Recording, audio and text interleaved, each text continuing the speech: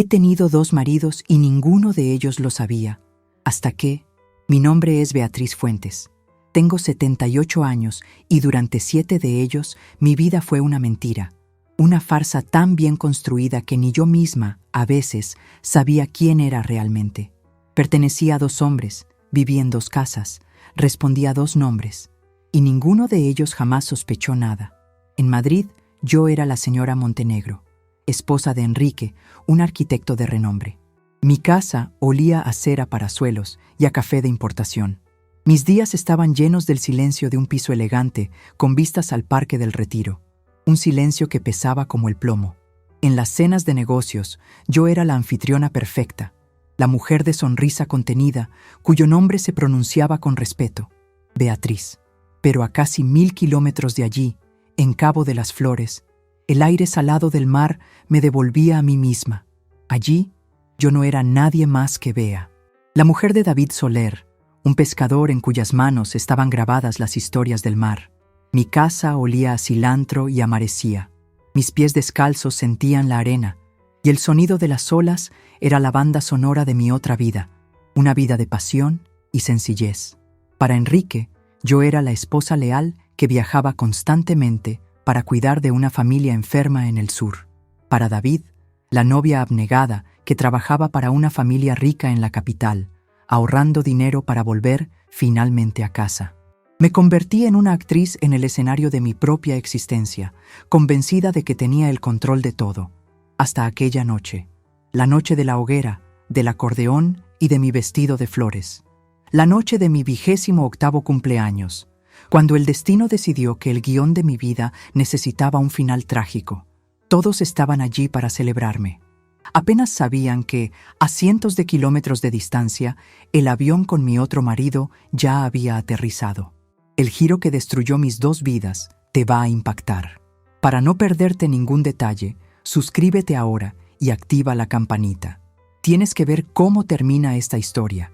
Para entender la bomba que estaba a punto de estallar aquella noche, es necesario retroceder en el tiempo, volver a la niña que fui, la Bea que nació con los pies en la arena, pero con la cabeza en las nubes que viajaban lejos, hacia el norte. Cabo de las Flores no era un lugar en el mapa, era un destino. Un pueblo de pescadores apretado entre el mar verde y las palmeras altas, donde la vida tenía el ritmo de las mareas y el olor a sal impregnaba el alma. Las niñas allí nacían ya con el futuro bordado en su ajuar. Casarse con un pescador, tener hijos con la piel quemada por el sol y aprender a remendar las tristezas de la vida junto con las redes de pesca. Era un guión escrito, inmutable. Mi padre era un hombre de mar, de pocas palabras y manos gruesas como cabos de navío. Mi madre, una mujer de fe y silencios, que aceptaba la voluntad de Dios como aceptaba la lluvia que a veces castigaba el pueblo. Yo, en medio de 5 hermanos, era la disonante, la que se escondía en el muelle no para ver llegar los barcos con el pescado, sino para leer las revistas viejas y arrugadas que un primo traía de la capital. Yo no veía barcos, veía buques zarpando. Yo no soñaba con una buena boda, soñaba con un billete de autobús de solo ida. Y estaba David. David Soler era tan parte de Cabo de las Flores como la marea. Moreno, fuerte, con ojos que cargaban la profundidad y los misterios del océano. Nuestro amor nació allí, en la arena, entre promesas susurradas y besos con sabor a sal. Él era mi puerto seguro, mi destino obvio, el hombre con el que toda madre del pueblo soñaba para su hija. Él me veía, me entendía de una forma que nadie más podía, pero su amor, por más intenso y verdadero que fuera, también era un ancla. Me prometía una casa frente al mar, hijos corriendo por la playa, una vida de sudor y verdad. Y una parte de mí deseaba eso con todas sus fuerzas. La parte que era Bea, pero la otra parte, la Beatriz que nadie conocía, anhelaba el ruido de los coches, las luces de los edificios, la oportunidad de ser alguien cuyo nombre no estuviera ligado al de un padre o al de un marido. Quería ser dueña de mi propio nombre. Cuando a los 21 años anuncié que me iba al norte, a buscarme la vida, el mundo de David se derrumbó. No lo entendió. Nadie lo entendió. Para ellos, era como si estuviera cambiando el paraíso por un infierno desconocido. En nuestra última noche, en la playa donde todo empezó, me sostuvo el rostro, sus ojos anegados bajo la luz de la luna. El dolor en su mirada era palpable, una herida abierta. Te esperaré, Bea, el tiempo que haga falta. Te lo juro. Juré que volvería. Lo juré con la boca, mientras mi corazón se partía en dos. Una mitad se quedaba allí, con él, enterrada en la arena de Cabo de las Flores. La otra mitad, la ambiciosa, la egoísta, esa ya estaba en el autobús, corriendo hacia el norte, sin saber que en realidad estaba corriendo hacia mi propia ruina.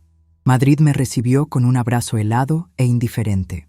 El aire era frío, la gente iba deprisa, y el acento cortante sonaba como una lengua extranjera para mis oídos, acostumbrados a la melodía suave del sur.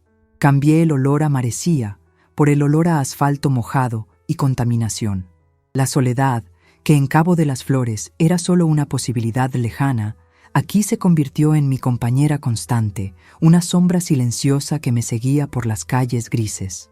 Viví durante meses en una pensión para señoritas en el centro, un lugar con reglas estrictas y olor a naftalina, donde cada comida estaba cronometrada y las sonrisas escaseaban. El dinero que traje era poco, y la realidad de la independencia se mostró mucho más dura que las páginas de las revistas que leía en el muelle. Conseguí un empleo como recepcionista en un gran estudio de arquitectura, un mundo de cristal, acero y ambición. Me sentía como un pez exótico y colorido en un acuario de especies de un solo color. Todos me veían, pero nadie me miraba de verdad. Yo era la chica del sur, un detalle pintoresco en el paisaje corporativo. Fue allí donde conocí a Enrique Montenegro. No era como los demás. Era uno de los socios, un hombre imponente, rondando los 40 años, con hilos de plata en las sienes y una mirada que parecía calcular el mundo con la misma precisión con la que proyectaba sus edificios. Él se fijó en mí. No vio solo a la recepcionista con acento, vio algo que le intrigaba. Empezó a invitarme a un café, luego a una cena.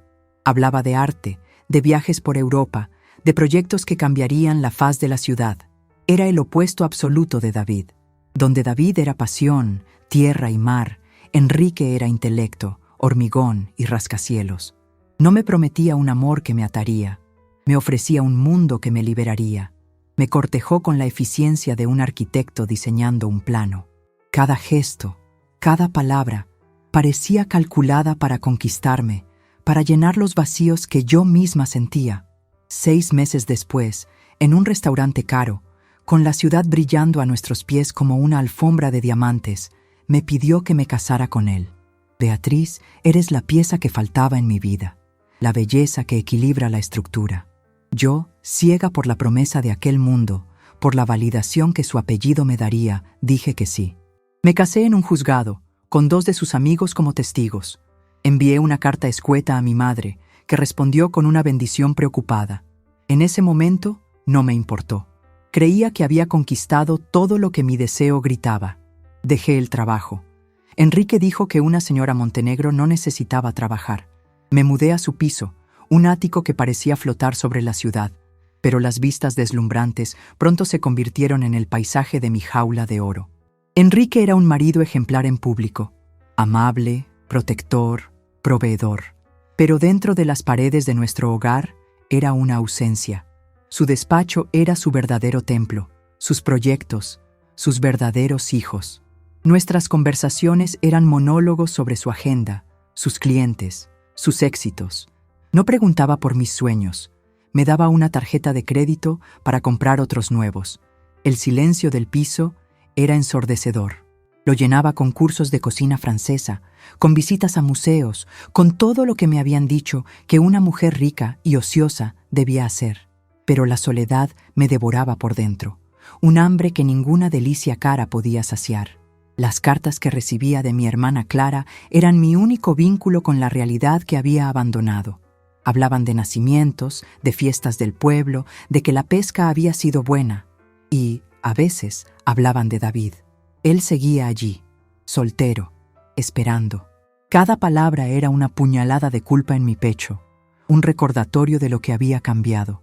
Fue entonces cuando me di cuenta, con un terror silencioso, de que mi deseo me había engañado. No anhelaba el lujo ni un apellido importante. Mi deseo no era ser vista, era ser sentida. Quería el calor de una mano que me buscara en mitad de la noche, no por costumbre, sino por necesidad. Quería una risa fuerte y torpe que resonara por la casa, rompiendo la perfección estéril de los muebles de diseño. Quería el caos de una familia, el olor del bizcocho de mi madre, la sensación de pertenencia que ninguna joya podía comprar. Mi verdadero deseo no era irme de Cabo de las Flores, sino tener un lugar al que volver, un lugar que fuera verdaderamente mi hogar. En una fría noche de invierno, Enrique llegó más tarde de lo normal, exultante. Anunció que había cerrado el mayor contrato de su vida. Abrió un champán caro, me dio un beso rápido y formal en la frente y se encerró en el despacho para seguir trabajando. Me quedé sola en el inmenso salón, con la copa de cristal burbujeando en la mano, mirando las luces de la ciudad que tanto había soñado conquistar. Y allí, en ese momento de claridad brutal, lo entendí. Tenía todo lo que la niña Bea jamás podría haber soñado. Y no tenía absolutamente nada de lo que la mujer Beatriz necesitaba. Mi corazón ya no latía en Madrid. Gritaba, desesperado y mudo, por Cabo de las Flores. La respuesta a mi grito silencioso no llegó en forma de consuelo, sino de catástrofe. Llegó en un telegrama, un trozo de papel amarillento con palabras cortas y brutales que parecían puñetazos en el estómago, entregado por un mensajero impasible en la portería de mi edificio de lujo. Solo 4 frases. Tormenta devastadora. Destrucción en Cabo de las Flores. Casa dañada. Vuelve si puedes. Firmado. Clara. Mis manos temblaban tanto que el papel crujía. El mundo de cristal y acero a mi alrededor pareció disolverse, transportándome instantáneamente a mi pueblo, a mi familia. Le mostré el telegrama a Enrique esa noche, cuando llegó del despacho. Sus ojos escanearon las palabras con la misma expresión analítica que usaba para inspeccionar un fallo estructural en un proyecto. No me abrazó. No preguntó si mis padres estaban bien, si mi hermana necesitaba algo. Fue directo a la solución, como siempre. ¿Cuánto necesitas?, preguntó, dirigiéndose ya a la caja fuerte donde guardaba dinero en efectivo. Abrió la cartera, luego el talonario de cheques y puso una cantidad generosa sobre la mesa de centro. Para él, el dolor de mi familia, la posible destrucción de mi hogar de la infancia, era solo otro problema que el dinero podía resolver. Ve, quédate el tiempo que sea necesario. Solo manténme informado sobre los costes de la reconstrucción. Su voz era práctica, eficiente y terriblemente vacía de emoción. El viaje en autobús de casi 2 días fue un purgatorio. A cada kilómetro que el asfalto frío del norte daba paso a la tierra roja y cálida del sur, sentía que me estaba despojando de la piel de Beatriz Montenegro para reencontrar el alma de Bea Fuentes. El miedo por mi familia se mezclaba con una excitación culpable, casi febril. Estaba volviendo al epicentro de una tragedia, pero mi corazón, traidor, latía como si estuviera volviendo a una fiesta. Cabo de las Flores estaba irreconocible, herido. El mar, que siempre había sido nuestro amigo y nuestro sustento, se había convertido en un monstruo que había invadido la tierra, llevándose todo por delante. Casas sin tejado, barcos de pesca volcados como juguetes rotos, palmeras partidas por la mitad como palillos. El olor a salitre se mezclaba con el olor a madera mojada y desesperación. Mi madre me abrazó con la fuerza de quien no creía que yo fuera real, llorando en silencio sobre mi hombro. Mi padre, con los ojos hundidos por las noches sin dormir, solo me apretó el brazo con fuerza, un gesto que decía más que 1000 palabras. Allí, en medio del caos, cubierta de polvo y rodeada por la solidaridad de los vecinos, me sentí en casa por primera vez en 3 años. Lo vi al segundo día. Estaba ayudando a levantar el tejado de la casa de un vecino, sin camisa, el cuerpo fuerte bañado en sudor bajo el sol implacable. Nuestras miradas se cruzaron por encima de los escombros y las vidas deshechas. El mundo alrededor desapareció. El ruido de los martillos, las voces, todo se cayó. David bajó del tejado despacio, limpiándose las manos sucias de hollín en el pantalón, y caminó hacia mí. Su rostro estaba más delgado, más marcado, Pero sus ojos eran los mismos. «Bea», susurró, como si temiera que yo fuera un espejismo. «Pensé que no volvería a verte nunca más». Su voz, más grave, más ronca por el tiempo y el dolor, me golpeó como una ola. Conversamos allí mismo, en medio de la calle, sobre la tormenta, sobre los estragos, sobre la fuerza de nuestra gente. Entonces se detuvo y me miró fijamente a los ojos. «¿Y tú? ¿Cómo te va la vida en la gran ciudad? Esa familia para la que trabajas, ¿te tratan bien?» El tiempo se detuvo. En mi mente, 2 puertas se abrieron en un pasillo oscuro. Una llevaba a la verdad, una verdad simple y brutal. «David, me he casado. Tengo otro nombre, otra vida». Sería una puerta a la honestidad, pero también al final. El final de aquella mirada, el final de aquella conexión que la distancia no había logrado borrar. La otra puerta era la de la mentira. Una puerta oscura, seductora y peligrosa, pero que me mantendría allí, en ese momento, bajo el calor de su mirada, perteneciendo a algún lugar de nuevo. Y antes de que Beatriz Montenegro, la mujer de Madrid, pudiera intervenir, Bea Fuentes, la niña desesperada por pertenecer, respondió. La mentira salió de mi boca con una suavidad aterradora, como si hubiera sido ensayada durante años. «La vida es dura, David, mucho trabajo, mucha soledad, pero estoy ahorrando mi dinero. Para volver». Él absorbió mis palabras, el alivio comenzando a suavizar sus facciones, pero necesitaba más. «¿Pero tú, no has conocido a nadie? ¿No has rehecho tu vida?» Le miré a los ojos, los mismos ojos que me vieron crecer, y sellé mi destino. No, mi corazón se quedó aquí, en Cabo de las Flores. En el instante en que salieron las palabras, un abismo se abrió bajo mis pies.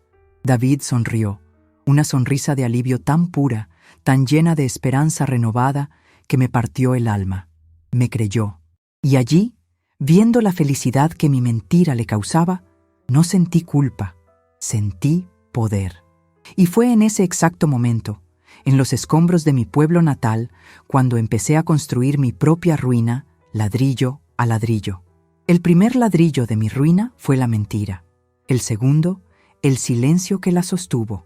Las semanas que siguieron en Cabo de las Flores fueron un delirio febril, una mezcla de felicidad y pánico.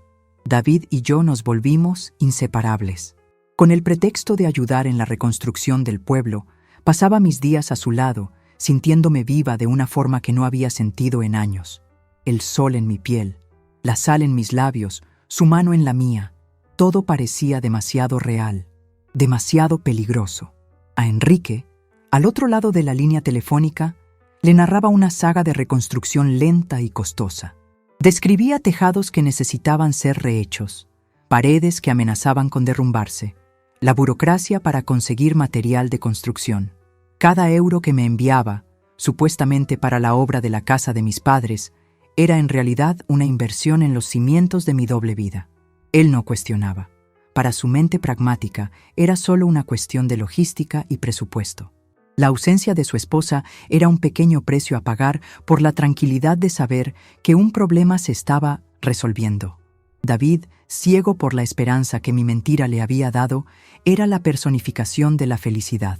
Me seguía con la mirada, me protegía del sol, me incluía en todos sus planes futuros como si mi partida nunca hubiera ocurrido. Para él y para todo el pueblo, yo era la hija pródiga que había regresado a su lugar de derecho. Mi familia, aliviada por verme en el buen camino de nuevo, abrazó la farsa sin cuestionar. Un mes después, cuando el polvo de la tormenta ya se había asentado y la vida en Cabo de las Flores comenzaba a retomar su ritmo, David me llevó a una pequeña colina con vistas al mar. El sol se ponía, pintando el cielo de naranja y lila. Señaló un trozo de tierra limpio, rodeado por una valla de madera nueva. «Es aquí, Bea», dijo, con la voz embargada, «donde voy a construir nuestra casa. Frente al mar, como siempre soñaste. Solo necesito que digas que te quedas, que vuelves de una vez. ¿Cásate conmigo?» El mundo se detuvo. Su petición no era una pregunta. Era la confrontación final entre mis dos vidas, la elección que había estado posponiendo. El sí era una traición a Enrique, al hombre que, a pesar de su frialdad, era legalmente mi marido. Decir no era destruir a David, era aniquilar la esperanza pura en sus ojos y admitir la monstruosidad de mi engaño. Miré su rostro, la honestidad que emanaba de cada poro, y sentí el peso abrumador de mi propia falsedad. Pensé en Enrique, en el piso silencioso, en la vida estéril, y, una vez más, la Bea egoísta, la Bea hambrienta de ese calor, de ese sentimiento de pertenencia, venció. Sí, susurré, y la palabra sonó como una sentencia. Me caso contigo, David. Volví a Madrid días después con un anillo de compromiso hecho de concha escondido en el fondo de la maleta y la alianza de oro de Enrique de vuelta en el dedo anular. Y así comenzó mi infierno particular. Mi vida se convirtió en una obra de ficción. En Madrid era Beatriz. Leía los periódicos por la mañana, asistía a inauguraciones, opinaba sobre el tono de la nueva tapicería del sofá. En Cabo de las Flores, a donde viajaba cada 2 o 3 meses, era Bea. Andaba descalza, sabía el nombre de todos los barcos de pesca del muelle y ayudaba a mi madre a hacer pestiños. Mi existencia se resumía en viajes de autobús clandestinos. Eran casi 2 días de agonía, de transformación. Entraba en el autobús en Madrid como Beatriz Montenegro y en algún punto de la carretera, generalmente en la frontera de Castilla con Andalucía, me despojaba de ella y me vestía la piel de Bea Fuentes. Cada parada era un riesgo, cada pasajero con una mirada curiosa, una amenaza potencial. Una vez, una prima lejana de Enrique, que vivía en Sevilla, estaba en el mismo autobús. Fingí dormir durante 12 horas seguidas, con el rostro cubierto por un chal, el corazón martilleando cada vez que ella pasaba por el pasillo, rezando para no ser reconocida. Los años pasaban en una nebulosa de mentiras y ansiedad. 4 años. 5. David construyó nuestra casa, ladrillo a ladrillo, con sus propias manos. Su impaciencia crecía, era un dolor palpable en su voz durante nuestras llamadas. Bea, ya han pasado 5 años. ¿Qué contrato es ese que no termina nunca? Tienes otro hombre allí, ¿verdad? La acusación, aunque hecha con la voz entrecortada de quien teme la respuesta, me helaba la sangre. Yo negaba, lloraba, me hacía la víctima, inventaba más historias sobre la familia rica que no me liberaba. En Madrid, Enrique también empezó a cambiar. La indiferencia conveniente dio paso a una desconfianza sutil. Beatriz, tus padres parecen tener más problemas de salud que un hospital entero. Pasas la mitad del año en el sur. Creo que la próxima vez debería ir contigo, conocer a tu familia, ayudar personalmente. El pánico se apoderó de mí. Inventé 1000 excusas. La casa era demasiado pequeña para recibirlo. El viaje sería agotador. La presencia de un extraño de la gran ciudad pondría a mis padres enfermos aún más incómodos. Él pareció aceptar, pero vi en sus ojos que una semilla de duda había sido plantada. Y esa semilla comenzó a germinar meses después, en la semana de mi 28º cumpleaños. Yo, por supuesto, estaba en Cabo de las Flores, preparándome para la gran fiesta que David y mi familia organizaban para celebrar mi compromiso y mi cumpleaños juntos. Hablé con Enrique por teléfono esa mañana. Fue breve, distante. Me deseó felicidades y dijo que tenía una reunión importante. Sentí un alivio inmenso, la adrenalina de la mentira exitosa corriendo por mis venas. Pero, al colgar el teléfono en Madrid, Enrique no fue a una reunión. Miró el calendario en su escritorio, rodeado en rojo, y luego el billete de avión que había comprado en secreto semanas antes. La sorpresa que planeaba no era solo un regalo de cumpleaños, era una prueba, una trampa. Y yo, a cientos de kilómetros de distancia, estaba bailando, feliz e ignorante, directamente hacia el centro de ella. La noche de mi 28º cumpleaños era la personificación de la felicidad que había robado. Una gran hoguera crepitaba en el centro del patio de la casa nueva, la casa que David levantó para mí, para nosotros.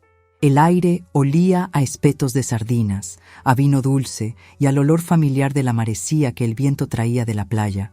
El acordeón del viejo Ceciño, el músico más antiguo del pueblo, lloraba un fandango animado, y las parejas bailaban en la tierra batida, levantando un polvo fino que se mezclaba con el humo y las estrellas.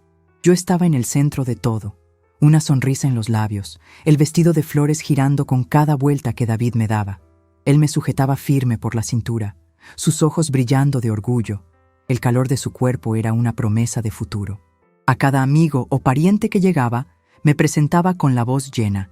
Esta es Bea, mi prometida, la mujer que ha vuelto a casa. Y por primera vez en años, la mentira no pesaba. En esa burbuja de alegría, bajo ese cielo andaluz, casi parecía verdad. Me había convencido de que esa era mi vida, la única que importaba. Fue entonces cuando el sonido de un motor diferente, más potente y regular que el de los coches viejos y sufridos del pueblo, cortó el aire y la música. Un sedán negro y reluciente, que no pertenecía a ese mundo de arena y sencillez, aparcó frente al portón de madera. Las luces de los faros barrieron el patio como los focos de un teatro, congelando a todos en sus posiciones. El acordeón de Ceciño se detuvo en medio de un acorde, creando un silencio súbito y agorero. Todas las miradas se volvieron hacia el coche. La puerta del conductor se abrió y de ella descendió Enrique. Con un traje oscuro de corte impecable, zapatos italianos brillando incluso en la penumbra, y sosteniendo el ramo de rosas rojas más grande y ofensivamente perfecto que Cabo de las Flores había visto jamás. Era una aparición de otro planeta, una figura de mármol en un paisaje de barro. Caminó en mi dirección, la sonrisa ensayada de sorpresa en el rostro, que pronto se deshizo en una máscara de confusión al ver la escena, al verme en los brazos de otro hombre. «¿Beatriz?», dijo, y mi nombre de Madrid sonó como una blasfemia en ese lugar.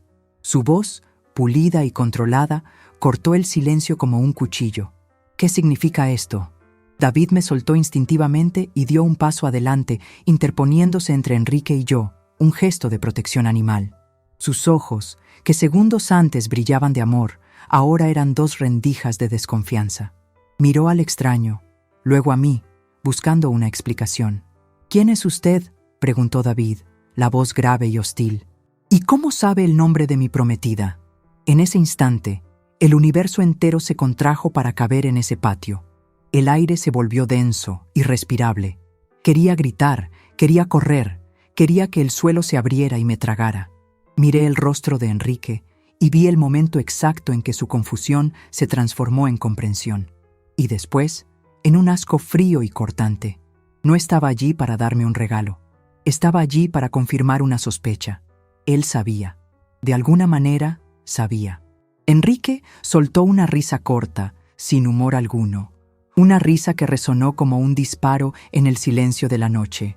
Miró a David con superioridad, luego a mí y finalmente a mi mano izquierda, donde el simple anillo de compromiso, hecho de concha, parecía gritar mi traición. «¿Prometida?», repitió, saboreando la palabra con un escarnio que me hizo encoger. «Creo que hay un error. Esta mujer, su Bea», hizo una pausa dramática, asegurándose de que todos estuvieran prestando atención. «Es Beatriz Montenegro, mi esposa, y estamos legalmente casados desde hace 7 años». Las palabras flotaron en el aire, pesadas, venenosas. El ramo de rosas cayó de la mano de Enrique, esparciendo pétalos rojos en la tierra batida, como gotas de sangre de un sacrificio. Me giré hacia David y lo que vi en su rostro me perseguirá por el resto de mi vida. No era rabia, aún no. Era la rotura. La imagen de un hombre bueno al que le parten el alma en vivo, en público. Sus ojos buscaban los míos, suplicando una negación, una explicación que tuviera sentido, y yo no tenía nada que darle salvo mi silencio culpable, que era la más alta de las confesiones. Mi mirada barrió el patio. Vi a mi madre llevarse la mano a la boca, el rostro pálido como la cera bajo la luz de la hoguera. Vi a mi padre, el hombre de pocas palabras, bajar la cabeza, el peso de la vergüenza encorvándolo físicamente, como si hubiera envejecido 10 años en 10 segundos. Vi los rostros de los vecinos, de los amigos, la curiosidad transformándose en asombro, luego en desprecio y, lo peor de todo, en lástima. Yo era el centro de un espectáculo grotesco, la pecadora, la mentirosa, la mujer de 2 hombres. La humillación era una ola física, una náusea que subía por la garganta. El sonido del acordeón fue reemplazado por un zumbido agudo en mis oídos. Estaba allí, pero al mismo tiempo no estaba. Mi cuerpo era solo una cáscara vacía en el centro de mi propio juicio. La burbuja de silencio se rompió por un sonido gutural, un grito de puro dolor animal. Venía de David. Fue cuando la rabia finalmente lo alcanzó, pero no se abalanzó sobre Enrique. Solo me miró, una última vez, con todo el desprecio que un corazón roto puede contener. Se dio la vuelta, tambaleándose como un hombre herido, y entró en la casa que construyó para nosotros. El sonido de la puerta al cerrarse de golpe fue el punto final de nuestra historia. Enrique, con una calma aterradora, se ajustó la corbata, me lanzó una última mirada de repulsa y caminó de regreso a su coche sin prisa. El motor rugiendo al arrancar era la banda sonora de mi expulsión del paraíso. Me quedé sola, en el centro del patio, bajo la mirada de docenas de jueces silenciosos. Mi padre entonces se acercó, el rostro una máscara de piedra. No gritó. Su voz fue un susurro, y por eso fue aún más terrible. Vete de aquí. Antes de que amanezca, te quiero fuera de Cabo de las Flores. Ya no tienes nombre, ni familia aquí. Con mucho gusto. La caída de Beatriz fue brutal, pero es en el fondo del pozo donde el giro comienza a tomar forma. En esta soledad, saber que estás ahí me consuela. Me dices desde qué ciudad me ves. Leo y respondo a todos para sentiros más cerca. Las palabras de mi padre no fueron un grito, fueron una cuchilla fría y precisa. Cortaron los últimos hilos de esperanza que me ataban a ese lugar, a esa vida, a esa Bea que un día existió. El patio, antes pulsando con música y risas, ahora era un cementerio de sueños. La hoguera moría, soltando las últimas brasas al aire como suspiros de agonía. Nadie me miraba. Los rostros que antes me sonreían ahora se giraban, se escondían. En un instante me volví invisible, un fantasma en mi propio velatorio social. La mujer que los había traicionado a todos no merecía siquiera el reconocimiento de su existencia. Mi madre fue la única que se acercó. No dijo nada. El rostro bañado en lágrimas silenciosas, los ojos hundidos por un dolor que yo jamás podría comprender. Solo me puso una pequeña bolsa de tela en las manos. Dentro, algunas prendas de ropa dobladas, un trozo de bizcocho aún tibio envuelto en una servilleta y todo el dinero que guardaba en la vieja lata de galletas encima del armario. Era poco, casi nada, pero yo sabía que era todo lo que tenía. No fue un gesto de perdón, fue un gesto de misericordia animal, el mismo que se tiene por una criatura herida que necesita ser alejada para morir lejos del nido. Era un vete, sobrevive. Un último acto de amor maternal, disfrazado de despedida. Caminé por las calles oscuras de Cabo de las Flores por última vez, con la bolsa pesando en mis manos. Cada ventana cerrada era una acusación. Cada ladrido de perro, una sentencia. El mar, que antes era mi confidente, ahora rugía con desprecio. Ya no tenía un hogar. El mundo entero se había convertido en tierra extranjera. En la minúscula y desierta estación de autobuses, compré un billete para el primer autobús que iba hacia el norte, a cualquier lugar lejos de allí. El destino no importaba. Lo que importaba era la huida, la distancia, el olvido que sabía que nunca llegaría. Pasé las horas siguientes con la frente pegada al cristal frío de la ventana, viendo la noche del sur pasar como un borrón de oscuridad y estrellas indiferentes. No lloré. El dolor era tan profundo que había traspasado la barrera de las lágrimas. Era un estado de shock, un vacío helado, donde antes había un corazón que amó a dos hombres y a sí misma por encima de todo. Bajé en la estación de autobuses de Sevilla al amanecer. La ciudad me tragó con su ruido, su calor húmedo, su indiferencia de metrópoli. Encontré una pensión barata e inmunda cerca del mercado, un lugar donde el olor a moho y a desinfectante se mezclaban y donde nadie hacía preguntas. El dinero de mi madre se acabó en menos de 2 semanas, y entonces, por primera vez en mi vida, conocí el hambre de verdad. El dolor agudo en el estómago, el mareo al andar, la humillación de mirar la comida en los escaparates de los restaurantes como un animal hambriento. Ya no era Beatriz Montenegro, la esposa del arquitecto. Ya no era Bea Fuentes, la prometida del pescador. No era nadie. Un cuerpo anónimo vagando por las calles, cargando el peso invisible de la vergüenza como una segunda piel. Una noche, sentada en el pretil junto al río Guadalquivir, mirando el agua oscura, pensé en acabar con todo. Sería fácil. Un paso y el silencio. Un paso y el fin del dolor. Lo que me lo impidió no fue el valor, fue la cobardía y la imagen del rostro decepcionado de mi padre que, aún expulsándome, seguía siendo la última ancla que me aferraba a este mundo. Fui expulsada de la pensión por no pagar el alquiler. Con mi bolsa en la mano, ahora más ligera y más sucia, vagué sin rumbo por las calles históricas del barrio de Santa Cruz. El sol de la tarde castigaba el asfalto. Fue entonces cuando, al doblar una esquina para huir del ruido, entré en una calle más silenciosa, de adoquines, dominada por la fachada imponente y antigua de un convento. El convento de Santa Clara. Las paredes altas y ocres parecían una fortaleza, un refugio del mundo caótico de fuera. Había un portón de madera maciza, oscuro por el tiempo, entreabierto, y clavada en él, con 2 chinchetas oxidadas, una simple hoja de papel, escrita a mano con una caligrafía cuidada, ya amarillenta por el sol. Las palabras eran pocas, pero para mí, en ese momento, contenían el universo entero. Se necesita ayudante de cocina. Se ofrece alojamiento y comida. Me quedé parada, leyendo y releyendo aquellas palabras, sintiendo el sol quemarme la cabeza. Cocina, alojamiento, comida. Era lo mínimo. Era la supervivencia en su forma más cruda. Era también la humillación final. Yo, que tuve 2 casas, que fui servida en cenas de lujo, que tuve una tarjeta de crédito sin límites, ahora tendría que suplicar por un techo y un plato de comida a cambio de fregar cacharros. Miré la calle a mi espalda, el mundo que no me quería, que me juzgaba y me descartaba. Miré el portón entreabierto, el silencio y el misterio que guardaba. No era una elección, era la única puerta que no estaba cerrada en mi cara. Respiré hondo, sintiendo un olor a incienso y a flores marchitas que venía de dentro, y empujé el pesado portón.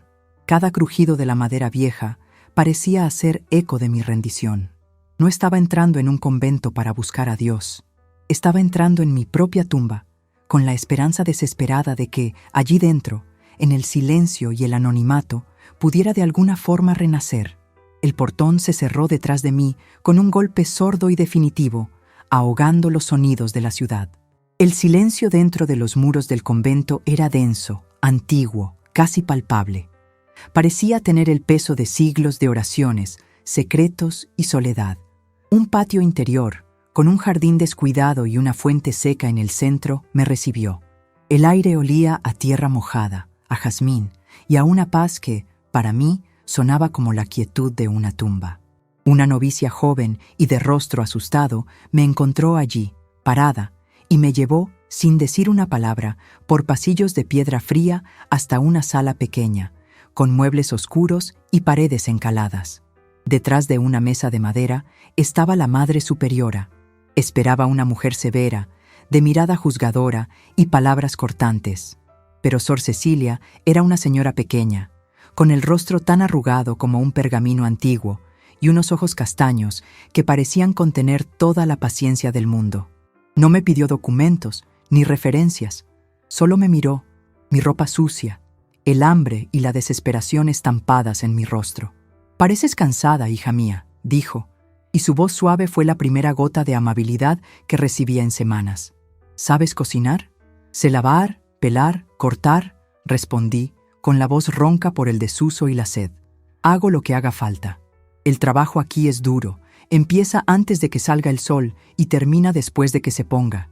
El pago es un techo sobre tu cabeza, un plato de comida en tu mesa y la paz de un día de trabajo honesto. ¿Es suficiente para ti?». Solo asentí, incapaz de hablar, con la garganta cerrada por un nudo de gratitud y humillación. No preguntó mi nombre, de dónde venía o de qué huía. En ese momento me dio el mayor regalo que alguien podría darme, el anonimato, la oportunidad de no ser nadie. Mi nuevo hogar era una habitación minúscula al final de un largo pasillo, una celda con poco más que una cama de hierro dura, una pequeña palangana para asearme y una cruz de madera en la pared. Era más simple que la casa de mis padres, infinitamente más solitaria que el piso de Enrique. Y sin embargo, por primera vez en años, al cerrar aquella pesada puerta, sentí que podía respirar. No había nadie a quien engañar, nadie de quien esconderse. Mis días se convirtieron en un ritual de trabajo físico y silencio. Me despertaba con la primera campana de maitines, mucho antes del amanecer. Fregaba el suelo de piedra de la inmensa cocina hasta que brillaba, pelaba montañas de patatas, zanahorias y cebollas, y abrillantaba perolas pesadas en una pila de piedra con agua fría. Mis manos, que un día fueron cuidadas con cremas caras en Madrid y luego se llenaron de callos por el trabajo de reconstrucción en Cabo de las Flores, ahora encontraban una nueva forma de aspereza, la del trabajo anónimo y repetitivo. El cansancio físico era una bendición. Agotaba mi cuerpo hasta tal punto que, por la noche, me derrumbaba en la cama dura y no tenía fuerzas para ser atormentada por los fantasmas de mi pasado. El trabajo era mi penitencia. Cada pérola abrillantada, un acto de expiación, cada suelo fregado, un intento de limpiar la suciedad de mi alma. En los primeros meses, apenas hablaba. Era un autómata, movida por la necesidad de sobrevivir. Las otras hermanas, percibiendo mi dolor, me dejaban en paz, respetando mi silencio con una compasión discreta. Sor Cecilia me observaba de lejos. A veces aparecía en la cocina y simplemente se quedaba allí, pelando verduras a mi lado en un silencio compartido. Un día, mientras yo lloraba en voz baja en un rincón, creyendo que nadie me veía, se acercó y dijo: «El trabajo de las manos aquieta las tormentas de la mente, Beatriz». Fue la primera vez que usó mi nombre. Se lo había dicho en algún momento y ella lo guardó, esperando el momento adecuado para llamarme de vuelta a mí misma. Poco a poco, el silencio dejó de ser un escudo y se convirtió en un espacio para la reflexión. En la repetición infinita de las tareas diarias, empecé a desentrañar la maraña de mentiras en la que me había convertido. Reviví cada elección, cada engaño. Lloré mucho, sola, en mi oscura habitación. Lloré por el dolor que le causé a David, por la humillación que le impuse a Enrique, por la vergüenza que traje a mi familia. Y por primera vez, lloré por mí, por la niña soñadora que se perdió en su propia ambición. Después de un año, la cocinera jefa del convento, una hermana ya muy anciana, enfermó y tuvo que retirarse. Sor Cecilia, sin dudarlo, me puso al mando de los fogones. El miedo me paralizó. Una cosa era ser una ayudante anónima en las sombras, otra, ser responsable de alimentar a más de 50 bocas, entre monjas y los niños del orfanato que mantenía el convento. Fue en los fogones donde comenzó el verdadero cambio. Con las manos en los condimentos, empecé a recordar las recetas de mi madre, el olor del sofrito, el punto exacto del dulce de leche. Cocinar dejó de ser un trabajo y se convirtió en una forma de comunicación. No podía pedir perdón con palabras, así que lo pedía con sabores. Ponía mi arrepentimiento en el cuidado de la cocción, mi nostalgia en la dulzura del bizcocho. Los niños del orfanato empezaron a sonreír más durante las comidas, y yo, por primera vez, sentí una pizca de orgullo honesto. Un orgullo que no venía de un apellido, de una casa bonita o del amor de un hombre. Venía de mi propio esfuerzo. Una tarde, años después de mi llegada, Sor Cecilia me encontró en el jardín, cuidando el pequeño huerto de hierbas aromáticas que había creado en la parte trasera de la cocina. Me miró durante un largo rato, con una sonrisa discreta en los labios. «La tumba que buscaste cuando llegaste aquí ya no te sirve, ¿verdad?», preguntó suavemente. «Los muros de este convento te han protegido, pero ahora se están volviendo demasiado pequeños para la mujer en la que te has convertido». La miré, sorprendida, con el corazón desbocado. «No sé ser otra cosa, hermana. No sé vivir ahí fuera». Ella sonrió. «No sabías cocinar para 50 personas, pero aprendiste. No sabías vivir con la verdad, pero estás aprendiendo. El perdón que buscas no está aquí dentro, Beatriz. Está en cada día que vivirás ahí fuera, con la dignidad que has reencontrado. ¿Estás lista?». Sus palabras no eran una orden de expulsión. Eran una declaración de graduación. Y por primera vez, la idea de cruzar esa puerta de nuevo, pero en la dirección opuesta, no me trajo pánico. Me trajo una chispa. una chispa de algo que no sentía desde hacía mucho tiempo, la posibilidad de un futuro. La posibilidad de un futuro que Sor Cecilia mencionó era un concepto tan aterrador como su ausencia total. El mundo de ahí fuera no había cambiado. Las miradas de juicio, la indiferencia, la dureza de la vida, todo seguía allí, esperándome. Lo único que había cambiado era yo. ¿Pero sería suficiente? El día que me fui, 5 años después de haber entrado por esa puerta como una muerta viviente, el patio del convento parecía más luminoso, el jardín menos descuidado, o quizás eran solo mis ojos. En la despedida, Sor Cecilia me entregó un pequeño sobre de tela. Es tu salario por 5 años de servicio. No es mucho, pero Dios multiplica el pan que es fruto del trabajo honesto y del corazón arrepentido. Sus ojos sabios encontraron los míos. El mundo no ha cambiado, Beatriz, advirtió, como si leyera mi mente, pero tú has cambiado, y eso marca toda la diferencia. Salí del convento con ese sobre, una bolsa de ropa donada y el olor a romero de mis manos, que se había convertido en mi marca. Alquilé una habitación minúscula y sofocante en un barrio popular de Sevilla, lejos del centro histórico, un lugar de gente trabajadora que no tenía tiempo para investigar el pasado ajeno.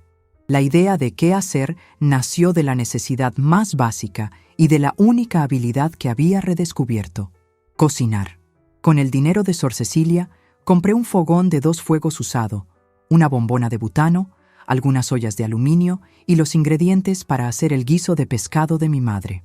Empecé de forma humilde, vendiendo menús del día en la acera, en la puerta de una gran obra. Me despertaba a las 4 de la mañana para ir al mercado.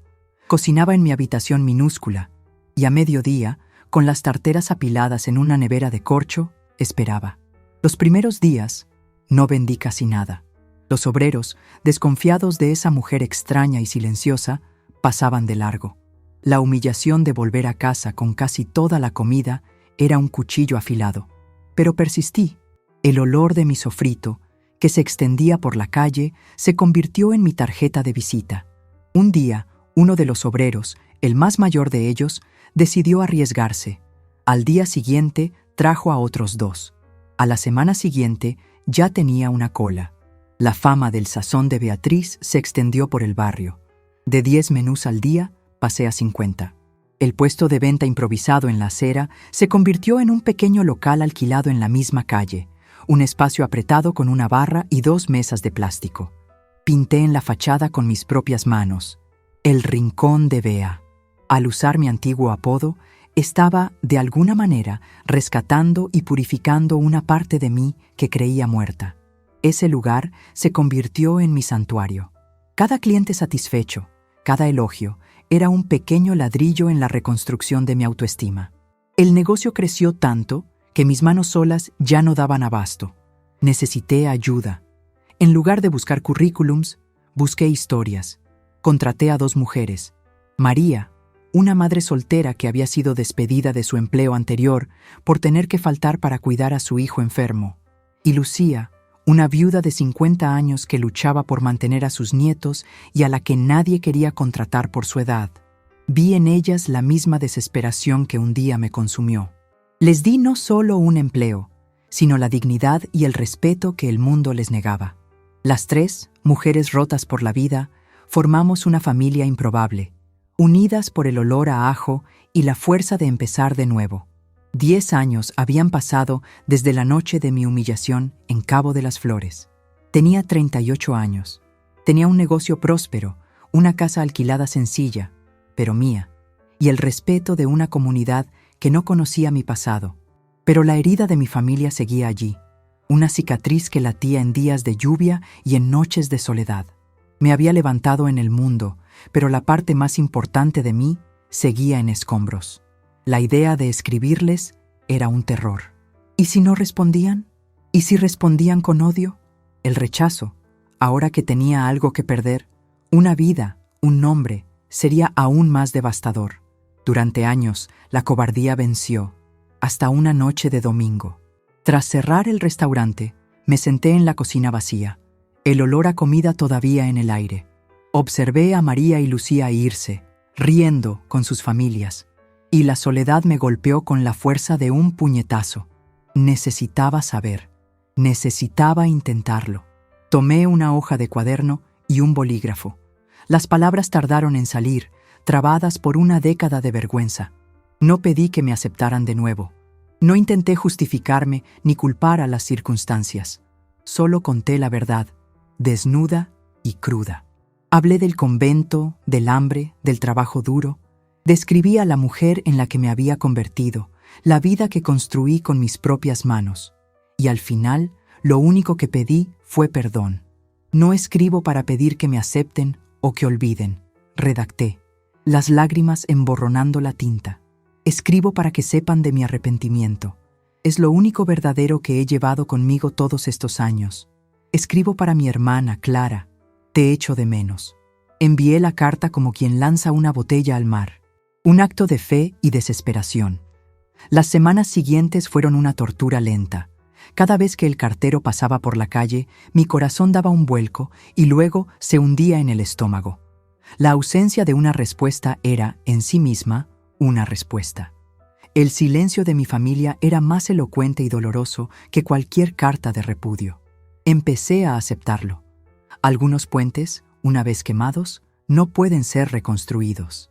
Y entonces, casi 2 meses después, cuando ya había perdido toda esperanza, llegó. Un sobre sencillo, con el sello arrugado de Cabo de las Flores.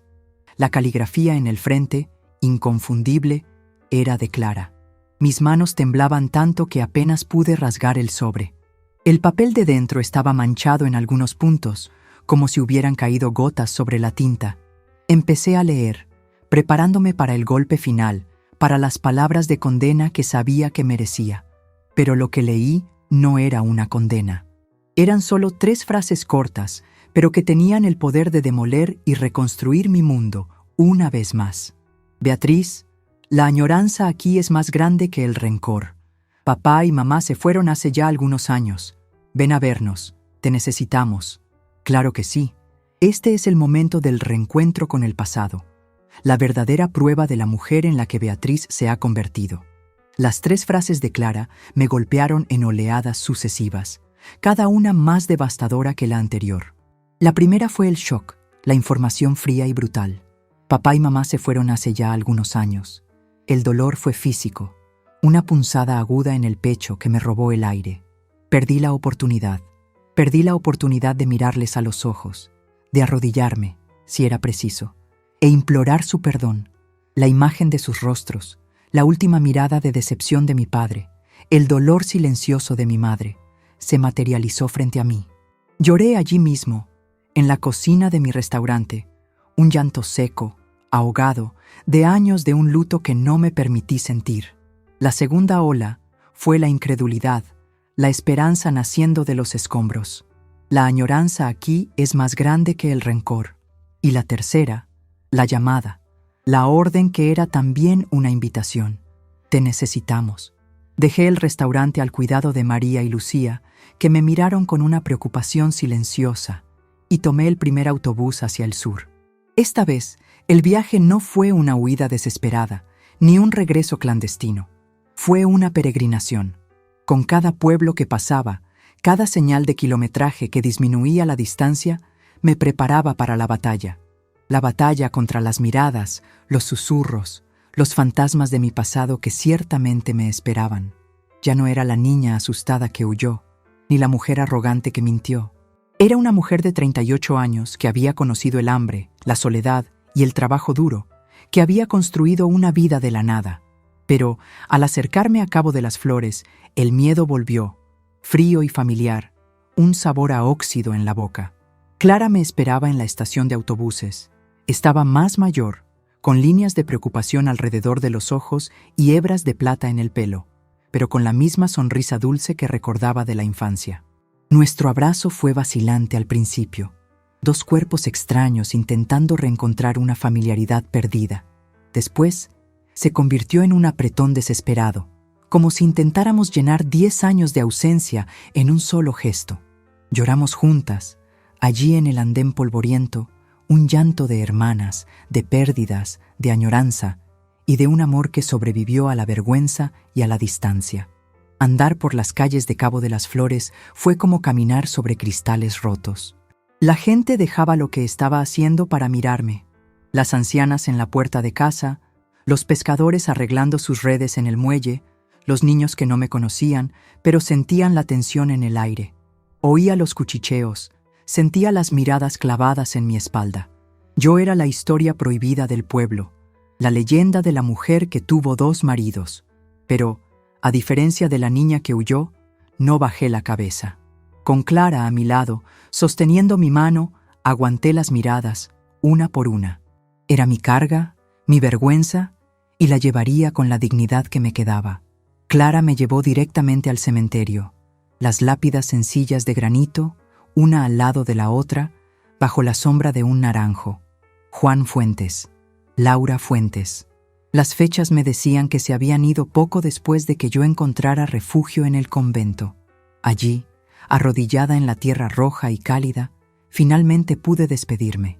Pedí perdón en silencio, dejando que las lágrimas lavaran el polvo y la culpa. Hablé con ellos, les conté mi historia, lloré su ausencia como no pude llorar en su momento. Mi hermano mayor, Juan, que ahora era el cabeza de familia, me recibió en la casa que un día fue de mis padres con una frialdad que cortaba. Su resentimiento era una muralla. ¿Tú sabes lo que la vergüenza que nos hiciste pasar le hizo a papá?, me dijo, con voz dura.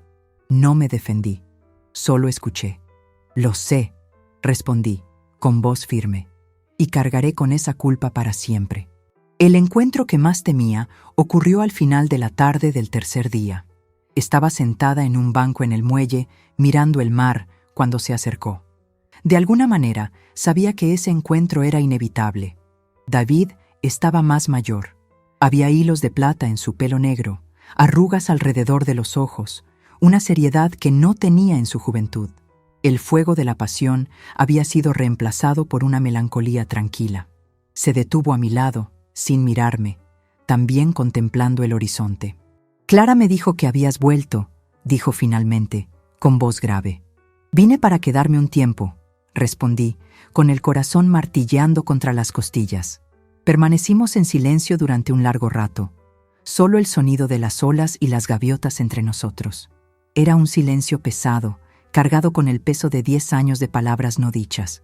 Fui yo quien lo rompió. David, mi voz falló. Respiré hondo. Lo siento mucho.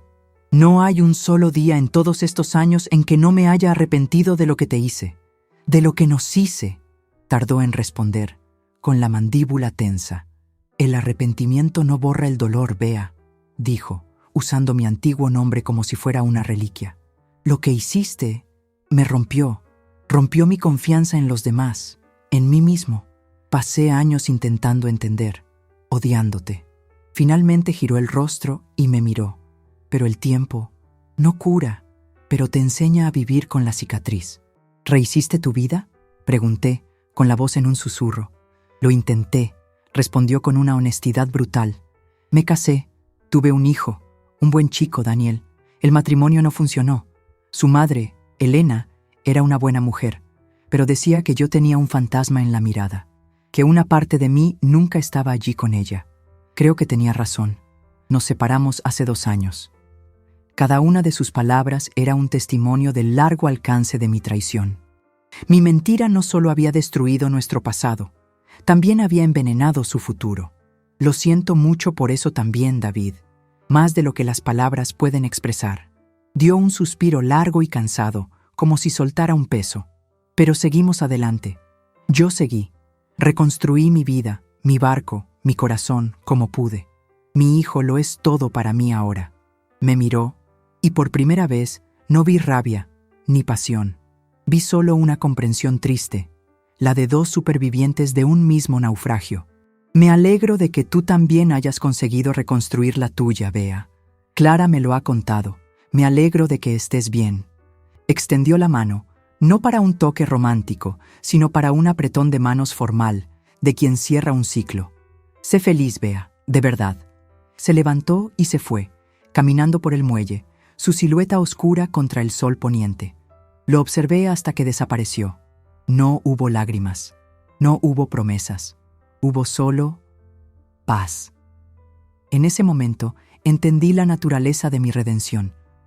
No se trataba de ser perdonada por todos, se trataba de mirar mi pasado de frente, aceptar la devastación que causé y aún así encontrar un camino hacia la serenidad.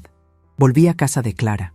La casa olía a café recién hecho y a bizcocho de limón, olía a familia. Me senté en el porche, en la vieja mecedora de mi madre, mirando el mismo mar que un día representó mi prisión y mi huida. Y por primera vez en más de una década, no sentí el deseo de partir.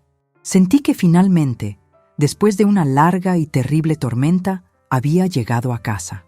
El suave balanceo de la mecedora de mimbre de mi madre era el mismo. El olor del mar, traído por la brisa del atardecer, era el mismo. El pueblo de Cabo de las Flores, en su esencia, con sus casas de colores y sus redes de pesca secándose al sol, era el mismo. Lo único que había cambiado, de forma irrevocable y profunda, era yo. Sentada allí, en ese porche que había sido el escenario de tantos de mis sueños de huida, comprendía finalmente la naturaleza de mi largo y tortuoso viaje. Durante años creí que mi mentira era un puente, un camino ingenioso que me permitía tener lo mejor de dos mundos. ¡Qué tonto engaño! La mentira nunca fue un puente, fue una jaula invisible que yo misma construí, barrotes por barrotes, y que cargué a la espalda durante 7 años. Cada sonrisa falsa a Enrique en una cena elegante, cada promesa susurrada al oído de David bajo la luz de la luna, era un candado más que se cerraba a mi alrededor, aprisionándome cada vez más en mi propia farsa. La libertad que tanto busqué al irme de Cabo de las Flores, la perdí en el preciso instante en que decidí no ser honesta. Descubrí que no hay mayor cautiverio que vivir una vida que no es la tuya. La niña que fui deseaba el mundo. Deseaba las luces de la gran ciudad, el prestigio de un apellido que abría puertas, la seguridad fría y sólida del dinero. Corrí detrás de todo eso con la sed desesperada de quien atraviesa un desierto. Y cuando finalmente alcancé el oasis, descubrí que el agua era un espejismo. El lujo no llenaba el vacío, solo lo decoraba con objetos caros. El silencio en el piso de Enrique era la prueba de que la peor soledad no es la de estar solo, sino la de estar con alguien y aún así no ser visto, no ser sentido. Hoy, sentada aquí, escuchando el ruido de mis sobrinos nietos corriendo en el patio de tierra, mi único deseo es ese sonido, es el olor a café que Clara está preparando en la cocina, es la paz de un día que termina sin la necesidad de inventar una excusa o de mantener un personaje. La vida me enseñó, de la forma más dura e implacable, a diferenciar lo que brilla de lo que realmente ilumina. Volví a Cabo de las Flores esperando un juicio final, quizás incluso una condena, pero el perdón que encontré fue diferente de lo que imaginaba. No fue un evento, un decreto proclamado. Se reveló en los pequeños gestos. El perdón de Clara estaba en el abrazo apretado en la estación de autobuses.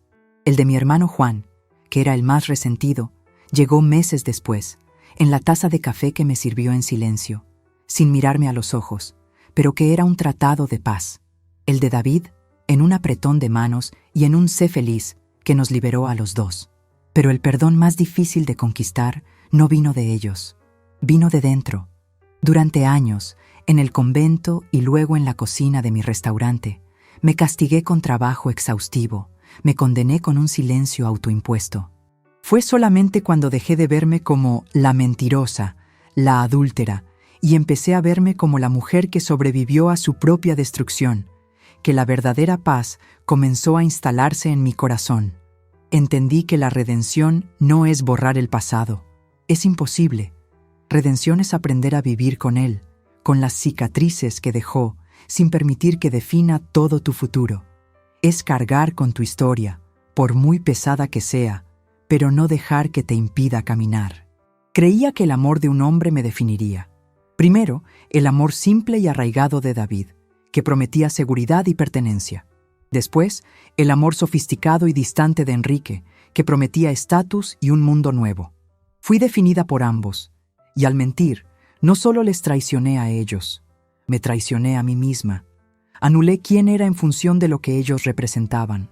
Al final, descubrí que el único amor capaz de salvar una vida es el amor propio. Un amor construido sobre los cimientos de la verdad, por muy dolorosa que ésta sea. Ya no soy la esposa de Enrique, ni la prometida de David. Soy Beatriz, la mujer que cocinaba guisos de pescado, la hermana de Clara, la tía abuela que hace el mejor dulce de la región. Y esa identidad, forjada en el fuego del arrepentimiento y en el sudor del trabajo honesto, nadie nunca más podrá quitármela. La cuestión ya no era qué había pasado. La cuestión ahora era qué haría con la paz que tanto había luchado por encontrar. La respuesta a lo que haría con mi paz no llegó como una revelación divina en una noche estrellada. Llegó con el ruido de un martillo, con el olor a pintura fresca, con el trabajo, como todo lo bueno que había construido en mi segunda vida. No volví a Cabo de las Flores para jubilarme y vivir de recuerdos. Volví para vivir de verdad. Con el dinero que junté en los años en Sevilla y con la ayuda de Clara, que se convirtió en mi socia y mi mano derecha, compré la vieja casa de la esquina en la plaza de la iglesia, un edificio que llevaba años abandonado, con las ventanas rotas como ojos vacíos. Las dos, juntas, reformamos el lugar, y allí, en el corazón del pueblo que un día me expulsó, abrí un pequeño restaurante, el Rincón de Bea, sabor de hogar. Ya no se trataba de vender menús para sobrevivir, se trataba de crear un lugar de encuentro para mi gente. Las recetas de mi madre, que guardaba en la memoria, y las hierbas aromáticas que aprendí a cultivar en el convento, se convirtieron en la atracción del pueblo. La gente venía por el guiso de pescado, por el bizcocho de limón, pero también por la conversación, por el ambiente acogedor. Yo, que un día fui la vergüenza del pueblo, me convertí poco a poco en su punto de encuentro. Mi hermano Juan, al principio, pasaba por delante del restaurante con el ceño fruncido, mirando con desconfianza el movimiento. Pero un día, su esposa, cansada de su terquedad, lo arrastró adentro para un almuerzo de domingo. Se sentó, comió mi pollo al ajillo en silencio, el plato preferido de nuestro padre. Al final, antes de irse, se detuvo en la barra donde yo estaba. Dudó un segundo y solo dijo: «Sabe como el de mamá». Fue su forma torpe y masculina de decir que yo pertenecía a la familia de nuevo. Con el tiempo, el restaurante se convirtió en el punto de encuentro oficial de los Fuentes. Los almuerzos de domingo, las celebraciones de cumpleaños. Yo, que fui la pieza que rompió la familia, me convertí en el centro que la unía otra vez. Las noticias de mi otro mundo, el mundo de Madrid, llegaron años después, traídas por un turista que, al oír mi apellido de soltera, hizo la conexión. Me contó que Enrique Montenegro había fallecido de un infarto fulminante 5 o 6 años atrás. Dejó esposa y 2 hijas. Se había vuelto a casar poco tiempo después de que nuestro divorcio se finalizara. En ese momento, al oír la noticia, no sentí alegría, ni rabia, ni una pizca de venganza. Sentí una tristeza suave, una compasión por el hombre ambicioso que nunca aprendió a descansar, que cambió una esposa por otra como quien cambia una pieza en un proyecto. Recé por él, en silencio, deseando que hubiera encontrado en su otra familia la paz que yo nunca pude darle y que él nunca supo buscar. David nunca se volvió a casar. Crió a su hijo, Daniel, que se convirtió en un muchacho fuerte y bueno, un pescador respetado como su padre. A veces se detiene en mi restaurante al final de la tarde para tomar un café y un trozo de tarta. Nuestras conversaciones son sencillas, sobre el tiempo, el precio del pescado, las travesuras de mis sobrinos nietos. El pasado es un océano silencioso entre nosotros. Lo vemos, lo respetamos, pero ya no navegamos en sus aguas turbulentas. Hay un entendimiento, un cariño que sobrevivió a la traición y al tiempo, transformado en una amistad serena. Hoy, a los 78 años, la gente de Cabo de las Flores ya no me ve como la mujer del escándalo. Me ven como doña Bea, la dueña del restaurante, la tía de casi todos los niños del pueblo. Mi historia se ha convertido en una leyenda susurrada, un cuento de advertencia, pero también de esperanza, pasado de madres a hijas. No he borrado mi pasado. Está en cada arruga de mi rostro, en cada callo de mis manos. Forma parte de quien soy, pero ya no me define. Lo que me define es la mujer que se levantó, que aprendió a cocinar para sanarse, que encontró en la sencillez la riqueza que el lujo nunca le dio. A veces, al final del día, cuando el último cliente se va, me siento en una de las mesas del porche del restaurante, mirando la plaza, los niños jugando bajo la luz amarilla de las farolas, las familias reuniéndose. Y entiendo que la vida, al fin y al cabo, no consiste en no caer. Consiste en aprender a levantarse, no importa cuántas veces, y descubrir que la paz no está en un destino lejano que debemos alcanzar. Está en el simple y extraordinario milagro de tener un lugar al que finalmente llamar hogar. Desde aquí, desde mi porche, veo muchas historias comenzar y recomenzar todos los días. Veo amores jóvenes intercambiando la primera mirada en la plaza. Veo amistades antiguas compartiendo un café. Veo pequeñas peleas y reconciliaciones que son la costura de la vida en comunidad. Y sé que en cada una de esas historias, en cada corazón que late en este pueblo, existe una batalla silenciosa entre el deseo y la verdad, entre lo que somos y lo que fingimos ser para ser amados. Quizás tú que me escuchas ahora estés en una de esas encrucijadas. Quizás, como yo estuve un día, sientas que estás viviendo una vida que no es tuya, usando una máscara que se ha vuelto demasiado pesada. Quizás el peso de un secreto, de una mentira, por pequeña que parezca, te esté asfixiando, impidiéndote respirar hondo. Sé cómo es. Conozco el miedo paralizante de elegir la verdad, porque la verdad, a veces, destruye todo a nuestro alrededor como una tormenta. Pero lo que aprendí, de la forma más amarga, es que la mentira nos destruye por dentro, lentamente, de forma corrosiva, hasta que no queda nada de nosotros. Necesité perderlo todo, absolutamente todo, para entender que la única posesión que realmente tenemos en este mundo es nuestra integridad. Necesité convertirme en nadie para, finalmente, descubrir quién era. El viaje para salir del abismo es largo, es solitario y es doloroso, pero la paz de acostar la cabeza en la almohada por la noche, sabiendo que has sido fiel a ti mismo, no tiene precio. No hay lujo en el mundo, no hay apellido, no hay amor que compre esa paz. No es un regalo, es una conquista. Mi historia estuvo marcada por una mentira que casi me aniquila, pero también estuvo marcada por la fuerza de un nuevo comienzo, por la bondad de una monja que no me juzgó, por el coraje de una hermana que me perdonó, y por la resiliencia que ni siquiera sabía que poseía, escondida bajo capas de miedo y ambición. Creo que dentro de cada uno de nosotros existe esa fuerza, la capacidad de mirar nuestros propios escombros y decidir, con las manos temblorosas, construir algo nuevo, algo verdadero. Por eso, hoy, no te pido que solo le des a me gusta a este video. Te pido que compartas un trozo de tu propia fuerza. Si mi viaje te ha conmovido de alguna manera, si crees en el poder de levantarse de nuevo, sin importar el tamaño de la caída, deja un comentario aquí abajo con la frase: volver a empezar es la mayor prueba de fuerza. Llenemos este espacio con historias y sentimientos de superación para que nadie que esté pasando por una tormenta ahora se sienta solo. Gracias por escucharme, por permitirme compartir mis cicatrices con ustedes. Que la historia de cada uno sea siempre escrita con la tinta de la verdad. Queden con Dios y hasta la próxima.